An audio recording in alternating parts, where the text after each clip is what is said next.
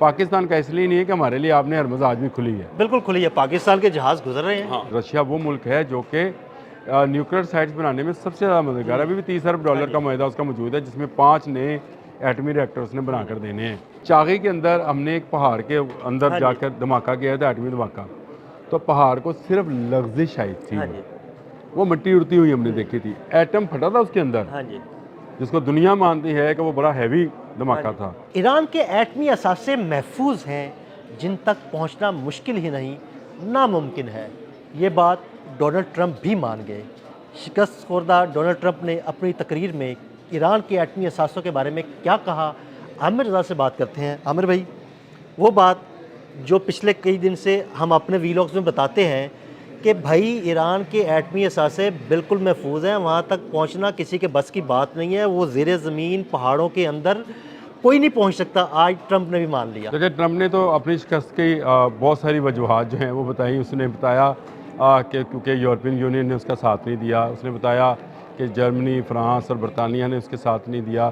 फिर उसने ये बताया कि नेटो जो है ये कागजी पहलवान है। देखिए, वो सारी तकरीर जो थी वो मायूसी पर मुश्तमिल तकरीर थी। उसने कहा कि हम पत्थर के ज़माने में पहुँचा देंगे। ये वो पोकी धमकियाँ हैं जो वो लगाता रहता है। लेकिन मेरे लिए मतलब की बात एक ही थी कि मैं ये जानना चाहता था कि वो 400 किलोग्राम यूरेनियम, अफसरदा यूरेनियम या उसको इनरिच यूरेनियम कहना चाहिए, जो कि 10 के करीब एटमी वारहेड बना सकता है। क्या अमेरिका इसको ख़त्म करने का दावा कर रहा है? क्या अमेरिका मुस्तकबिल में इसको ख़त्म करने का? मेरी डोनाल्ड ट्रंप की तकरीर का मकसद ही एक था। लेकिन मुझे कोई इंटरेस्ट नहीं है कि डोनाल्ड ट्रंप कहे कि मुझे आपने हरमुज़ जो है वो नहीं खुल रही है। इंटरेस्ट इसमें उन ममालिक का ज़रूर है जिनका तेल वहाँ से आता जाता है। पाकिस्तान का इसलिए नहीं है कि हमारे लिए आपने हरमुज़ आज भी खुली है। बिल्कुल खुली है, पाकिस्तान के जहाज़ गुजर रहे हैं। बिला झिझक बिला धड़क गुजर रहे हैं। आपने हरमुज़ नूं लाड़ी अड्डा बनाया हुआ है। वो तो कल मजाक भी कर रहे थे कि लारी अड्डा बनाया जरा त्यारा चाहने अब राज त्यारा गुजार लेने असी।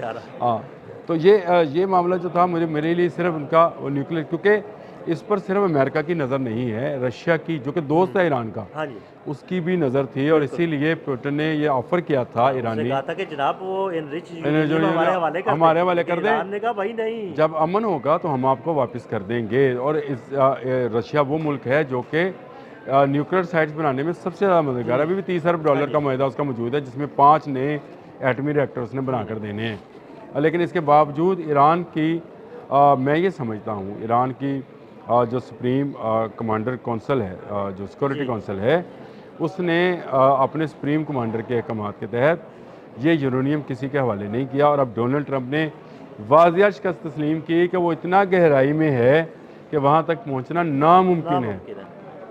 जितने मर्जी GBU गिराओ, देखा ना, अब आप यूनाइटेड स्टेट, तो उसने कहा कि B2 से हम जो बमबारी भी कर रहे हैं वो भी उस वक्त तक नहीं पहुँच सकती है, और अगर हमने अपने फ़ौजी भी उतारे तो वहाँ तक नहीं पहुँच सकेंगे। तो ये बात मैंने आपको पहले बताई थी कि इनके फ़ौजी उतरेंगे, ये उस पर साइड पे कब्ज़ा कर लेंगे, लेकिन ये यूरेनियम तक नहीं पहुँच पाएंगे। ये कैसी सुरंगें हैं। मैं आपको दूसरी बात बताने जा रहा हूँ।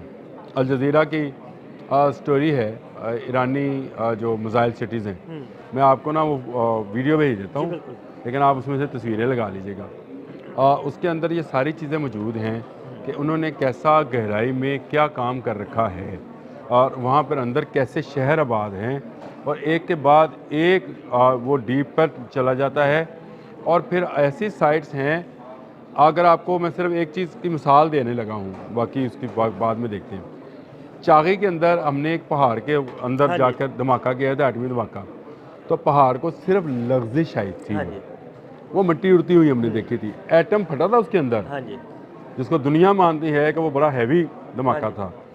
पहाड़ों के अंदर जो चीज़ें मौजूद होती हैं उनको तोड़ा बोड़ा नहीं बनाया जा सकता। मैं आज भी इसको साबित मतलब आज भी आपका कोई बम ऐसा नहीं है जो किसी पहाड़ को नुकसान पहुंचा ले। ज़मीन में वो 60 फुट का गड्ढा खोद सकता है, 60 फुट के अंदर जाकर बंकर बस्टर जो है अंदर जाकर फट सकता है। लेकिन ईरान ने अपना यूरेनियम कहाँ अफज़ुदा कर रखा है, यानी अफज़ुदा यूरेनियम या इनरिच यूरेनियम जो है कहाँ रखा है, उसने रशिया को भी नहीं बताया। अच्छा, दूसरी आमिर भाई, जो आप ये शहरों की बात करें, अच्छा ये शहर ऐसे नहीं है कि ऐसे फैले हों, ये तो कई मंजिला शहर है, ज़मीन के अंदर ऐसे जा रहे हैं जैसे ज़मीन के अंदर पेनिट्रेट किया हुआ और है, उसके बाद सुरंगें हैं। सुरंगें, और ऐसी भूल भुलैया हैं जिसमें आम बंदा जाए तो खो जाए, उसे रास्ता ही ना अब मिले। ये सुरंगें जो हैं ये किस तरह से काम कर रही हैं, ये यहाँ तक अमेरिका नहीं पहुँच पाया है। तो यूरेनियम का कहाँ पड़ा है उस तक भी नहीं पहुँच पाता। देखिए पिछली जंग में भी जो जून में लड़ी गई थी 2025 में, उसमें भी अमेरिका ने ये दावा किया था कि इनकी हमने एटमी क़ुव्वत ख़त्म कर दी है। ठीक 2 माह के बाद तस्वीरें मौजूद हैं कि वो एटमी रिएक्टर काम कर रहे थे। सही। उन्होंने कहा जी उसके एग्जॉस्ट का नुकसान पहुंचा था, वो हमने ठीक कर लिया। रशिया फिर वहाँ पे काम कर रहा था। ये भी जो कहा जा रहा है कि अगले 5 साल, डोनाल्ड ट्रंप ने ये भी बयान दिया है कि अगले 5 साल के लिए ये एटम बम नहीं बना सकते। अगर उनके पास यूरेनियम मौजूद है तो मुझे बताएं इनको कौन रोक सकता कोई है। भी नहीं रोक सकता। और अगर वो इतनी गहराई में है कि अमेरिका ये कह रहा है कि मैं सैटेलाइट से उसकी निगरानी कर, अगर तुम्हारा सैटेलाइट वहाँ तक पहुँच सकता होता तो अब तक ग्रेट बम ऑफ यूएसए वहाँ पड़ा होता, बिल्कुल पड़ा होता, चल रहा होता। तबाही मची होती, बिल्कुल। लेकिन तुम्हारा सैटेलाइट भी वहाँ तक नहीं पहुँच पा रहा है। वो क्या तकनीक है और किस तकनीक पर उनकी तमीर की गई है, जिस तरह से आपने बताया है कि वो सुरंगों के अंदर एक सुरंगें हैं और उनके रास्ते हैं और भूल भुलैया हैं, और उनके अंदर क्या मटेरियल इस्तेमाल हुआ है कि उसकी जो रिफ्लेक्शन है वो सैटेलाइट से भी नहीं पकड़ी जा रही है।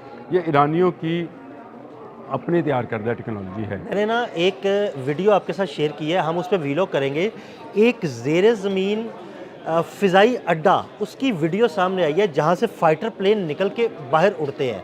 वो तो हम उस पर भी अलग से बात करेंगे कि वो देखें कि कैसी भूल भुलैया पूरे एयरपोर्ट उन्होंने नीचे ज़ेरे ज़मीन बनाए हुए हैं। जो जब आपने 25 साल पहले ये सोच लिया था कि हम पर हमला होने वाला है और 25 साल हमला नहीं हुआ, और तो इसका मतलब है आपने पूरी तैयारी की। अच्छा, ये तो 25 साल तैयारी वो है जो कि डॉक्यूमेंटेड है कि इन्होंने जंग की तैयारी शुरू की थी।